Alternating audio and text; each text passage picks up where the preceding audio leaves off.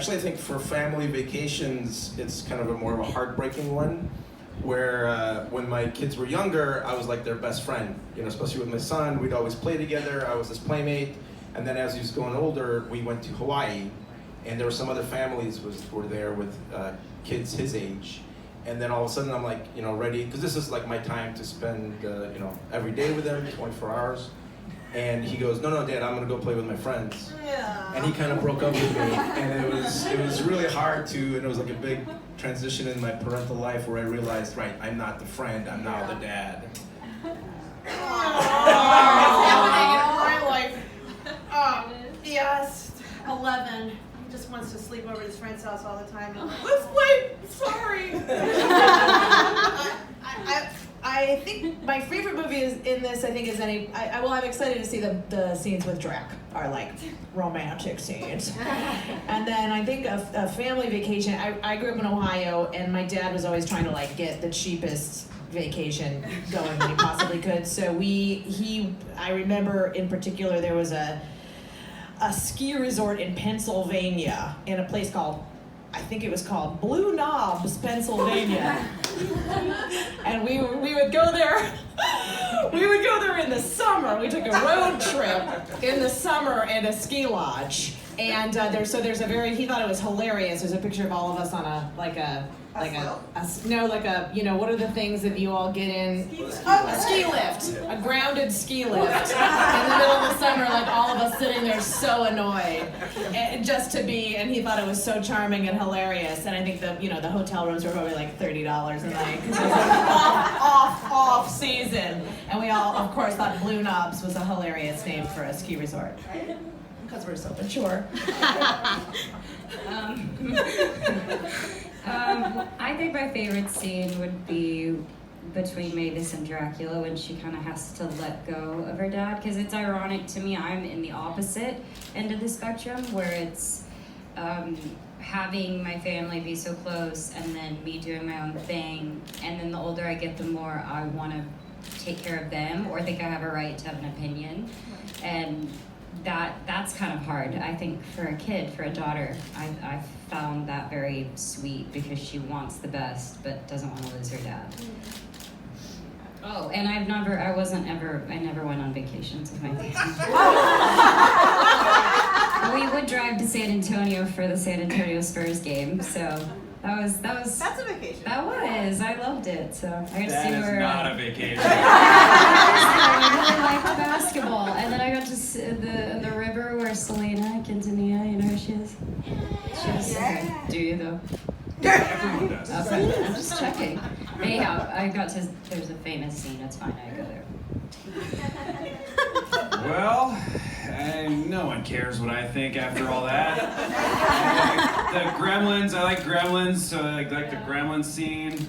And then we would go to the beach. Let's move on.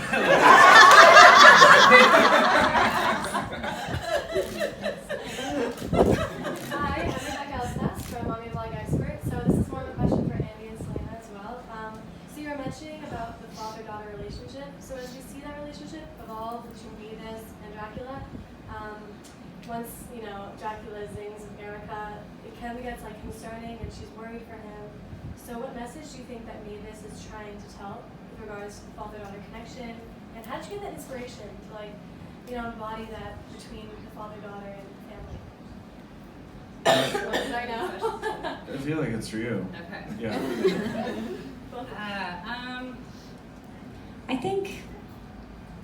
I think what Mavis is trying to do is be overprotective. I feel that from both ends, from parents and from children. So I find that dynamic is really interesting to me. I think everyone's walked through it, especially a daughter and a father. I think there's something really important because it's the first man in your life, essentially. It's the first man you love. So it means a lot, and I think for Mavis, that's all she had, and I think that was beautiful. So I relate to that just because I come from a separated family and moved from Texas to LA. So yeah, I guess it's just I sympathize with it. Hi, my name is Angela with Queen Bee Latina. I have 3 little girls that are watching you live. Lali, Sol, and Maya. Hi. And Where?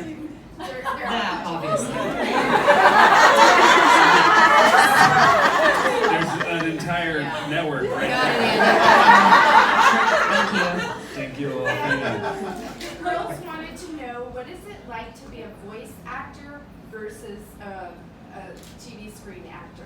Okay. That is a great question. I love being in my pajamas. Yes. And I love not having anybody look at me, so that's really fun. The difference when I am on screen, I gotta eat better, and I've gotta act with my face, which apparently I have a very expression-full face. I don't know what that means, but my Nana always says that. Yeah, I think the difference is pretty great. You get to relax more in one, and the other you're having fun and you're on camera. Yeah.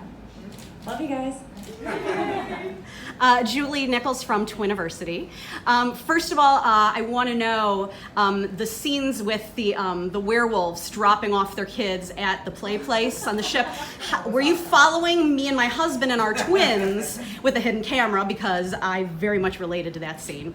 But besides that, I was actually really surprised and delighted at near the end of the film with the whole theme of, how we're really all the same deep down, and that it's so important to, not, disclude somebody or want to hurt someone because of who they are and in this climate that we are in today. Could you please speak to that?